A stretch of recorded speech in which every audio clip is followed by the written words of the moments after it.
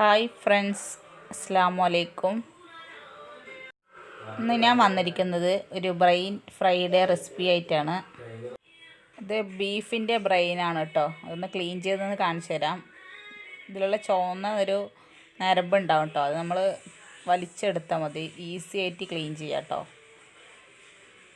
നന്നായിട്ടൊന്ന് വലിച്ചെടുക്കുക.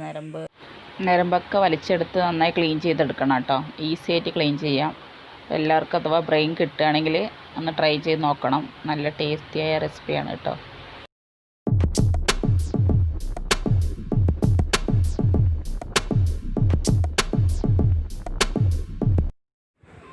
ഇത് കഴുകി വൃത്തിയാക്കിന് കേട്ടോ. 3-4 തവണ കഴുകിയതാണ്. ഇത് നമുക്കൊന്ന് വലിയ പാത്രത്തേക്കൊന്ന് മാറ്റാം കേട്ടോ. ഇതിലേക്ക് നമുക്ക് മസാല ചേർക്കാം. മസാല സവോള ഒരെണ്ണം, തക്കാളി ചെറിയൊരു തക്കാളി, കുറച്ച് മല്ലിയില, ഇത് മൂന്നും ഫസ്റ്റ് ഒന്ന് മിക്സ് ചെയ്യാം കേട്ടോ. ഇനി ഇതിലേക്ക് നമുക്ക് പച്ച മസാലയാണ് ആഡ് ചെയ്യേണ്ടത്. പച്ച മസാല ഇഞ്ചി, വെളുത്തുള്ളി, പച്ചമുളക്, പട്ട, കറാമ്പൂ, ഏലക്ക, ഇത് മൂന്നൊന്ന് മിക്സിയിൽ ഒന്ന് ഒതുക്കിയതാണ് കേട്ടോ. അതും ചേർത്ത് കൊടുക്കാം.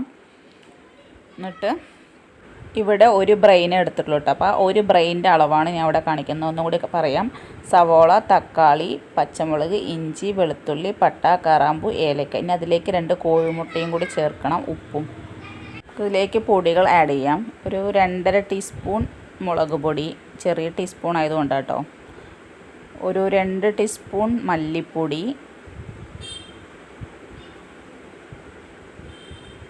1 ടീസ്പൂൺ കുരുമുളക് പൊടി, 1 പിഞ്ച് മഞ്ഞൾപ്പൊടി, ആവശ്യത്തിന് ഉപ്പും ചേർക്കുക കേട്ടോ. ഇതിലേക്ക് നമുക്ക് മുട്ട ഒന്ന് ആഡ് ചെയ്യണം. 2 കോഴിമുട്ടയാണ്. ഒരു ബ്രെയിന് 2 കോഴിമുട്ട എന്നതിനാണ് കണക്ക് കേട്ടോ. ഇപ്പോൾ 2 മുട്ടയൊന്ന് ഉടച്ചു കൊടുക്കാം നമുക്ക്.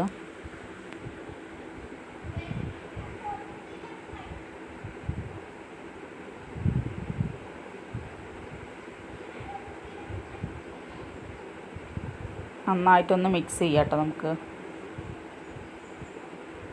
ഇപ്പോൾ എല്ലാ മസാലയും ചേർത്തിട്ടുണ്ട്. മല്ലിയിലയും കറിവേപ്പിലയും ചേർക്കണം. കറിവേപ്പില ഇവിടെ ഇല്ലാത്ത കാരണമാണ് ഞാൻ കുറച്ച് മല്ലിയില ചേർത്തത്. രണ്ടും ചേർക്കണം കേട്ടോ. എന്നിട്ട് നന്നായിട്ട് കൈ കൊണ്ട് തന്നെ നന്നായി തിരുമ്പി ഉടച്ച് നന്നായി യോജിക്കുക. മസാലയൊക്കെ നന്നായിട്ട് അതിൻ്റെ ഉള്ളിലേക്ക് കയറണം. നല്ല മിക്സ് ആവണം കേട്ടോ. കയ്യിൽ ഉപയോഗിച്ച് ചിലപ്പോൾ ശരിയാവില്ല. അതുകൊണ്ടാണ് നമ്മൾ കൈ കൊണ്ട് തന്നെ നന്നായിട്ട് ഉടച്ചെടുക്കണം കേട്ടോ. കുറച്ച് ഒരു 10-15-20 മിനിറ്റോളം ഇത് നന്നായി ഉടച്ച് നല്ലൊരു പേസ്റ്റ് രൂപത്തിലാക്കണം കേട്ടോ. ഇത് എൻ്റെ ഉമ്മയുടെ റെസിപ്പിയാണ് കേട്ടോ. അത്രയും ഗ്യാരണ്ടിയാണ്. നല്ല സ്മെല്ലാണ് കേട്ടോ. ഇതിൻ്റെ സ്മെല്ല് പറയാതിരിക്കാൻ വയ്യ. അത്രയും നല്ല സ്മെല്ലും നല്ല ടേസ്റ്റുമാണ് കേട്ടോ. എല്ലാവരും ഒന്ന് ട്രൈ ചെയ്ത് നോക്കണം. അഥവാ ബ്രെയിൻ കിട്ടുകയാണെങ്കിൽ 5 മിനിറ്റ് റെസ്റ്റ് ചെയ്യാൻ വെക്കണം. അതിന് ശേഷം ഒരു ഇരുമ്പിൻ്റെ ഒരു പാൻ അടുപ്പത്ത് വെച്ച് അതിലേക്ക് വെളിച്ചെണ്ണ ഒഴിച്ച് ഒരു കയ്യിൽ ഒഴിച്ചു കൊടുക്കുക. സാധാ ഓംപ്ലേറ്റ് പോലെ തന്നെയാണ്. അപ്പുറം ഇപ്പുറം സിമ്മിലിട്ട് വേവിച്ച ശേഷം മുട്ട ചിക്കുന്ന ആ ടൈപ്പിൽ ചിക്കി എടുക്കുക കേട്ടോ. അത് നമ്മൾ ഹൈ ഫ്ലെയിമിൽ ഇട്ടിട്ട് വേണം ചിക്കി എടുക്കാൻ. ഇതാണ് ബാറ്റർ കേട്ടോ. കണ്ടില്ലേ, ആ ബ്രെയിൻ്റെ പീസൊക്കെ നന്നായി അതിൽ മിക്സ് ആയിട്ടുണ്ട്. നന്നായി ഉടഞ്ഞ് കിട്ടിയിട്ടുണ്ട്. ഈ ഒരു പരുപ്പാണ് വേണ്ടത് കേട്ടോ. നന്നായി കൊത്തി പൊരിച്ചെടുക്കുക കേട്ടോ. പൊരിച്ചെടുക്കുമ്പോൾ ഹൈ ഫ്ലെയിമിൽ ഇട്ടിട്ട് വേണം പൊരിച്ചെടുക്കാൻ. അപ്പോഴേ ബ്രെയിൻ്റെ പീസൊക്കെ നന്നായി വെന്ത് കിട്ടുള്ളൂ. നല്ല ടേസ്റ്റാണ് കേട്ടോ. പറയാതിരിക്കാൻ പോയി, അത്രയും നല്ല ടേസ്റ്റാണ്. എല്ലാവരും ഒന്ന് ട്രൈ ചെയ്യണം. ചാനൽ ഇഷ്ടപ്പെട്ടാൽ ലൈക്ക് ചെയ്യുക, ഷെയർ ചെയ്യുക, സബ്സ്ക്രൈബ് ചെയ്യുക. സബ്സ്ക്രൈബിന് തൊട്ടടുത്തുള്ള ബെല്ലൈക്കൺ ഓൾ എന്ന ഓപ്ഷനിൽ ക്ലിക്ക് ചെയ്യുക. അപ്പോൾ പുതിയൊരു വീഡിയോയുമായി അടുത്ത ദിവസം കാണാം. Bye friends.